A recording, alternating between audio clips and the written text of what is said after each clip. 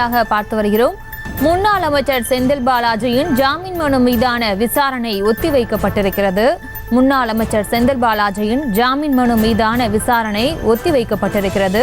ஜாமீன் மனு மீதான விசாரணையை வரும் திங்கட்கிழமைக்கு ஒத்திவைத்திருக்கிறது உச்சநீதிமன்றம். அண்மை செய்தியாக பார்த்து வருகிறோம். மேலும் விவரங்களோடு இணைகிறார் செய்தியாளர் மதியழகன். மதியழகன், வணக்கம். மேலும் விவரம். அமலாக்கத்துறை வழக்கில் ஜாமீன் கோரி முன்னாள் அமைச்சர் செந்தில் பாலாஜியை தாக்கல் செய்திருந்த மனு உச்சநீதிமன்றத்தில் இன்று ஆகையத்தோக அரசின் ஜார்ஜ் மஷி அமர்வில் இன்று விசாரணைக்கு வந்தது.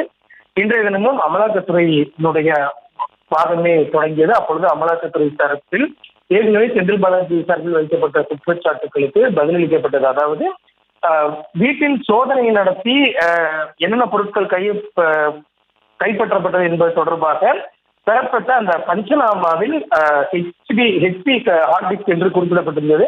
ஆனால் தற்பொழுது சீகேட் ஹார்ட் டிஸ்க் என்று சொல்வதாக அமலாக்கத்துறை மீது செந்தில் பாலாஜி தரப்பில் ஒரு குற்றச்சாட்டு முன்வைக்கப்பட்டது.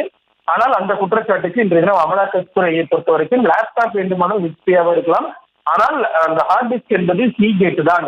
எனவே அவர்கள் குற்றம் சாட்டக்கூடிய வகையில் ஹார்ட் டிஸ்க் உள்ளிட்ட எந்த ஆவணங்களும் மாற்றப்படவில்லை என தெரிவிக்கப்பட்டது.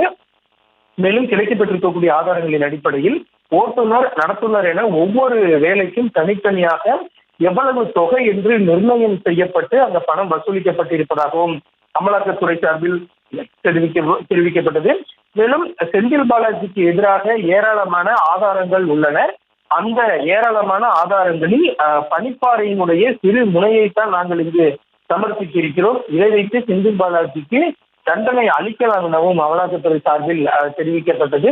மேலும் இந்த முறைகேட்டிற்கும் தனக்கும் எந்த தொடர்பும் இல்லை என்று செந்தில் பாலாஜி கூறுகிறார்.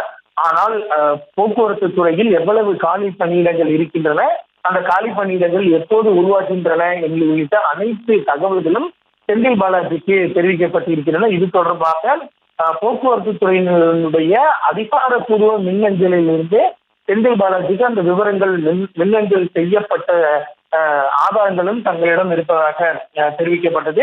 இதனடுத்து அமலாக்கத்துறையினுடைய வாதம் இன்றைய தினம் நிறைவடையாததை அடுத்து வழக்கினுடைய விசாரணையை திங்கட்கிழமைக்கு நீதிபதிகள் ஒத்திவைத்து உத்தரவிட்டுள்ளனர். விவரங்களுக்கு நன்றி மதியழகன். செய்திகளை உடனுக்குடனும் துல்லியமாகவும் தெரிந்து கொள்ள சப்ஸ்கிரைப் பண்ணுங்க.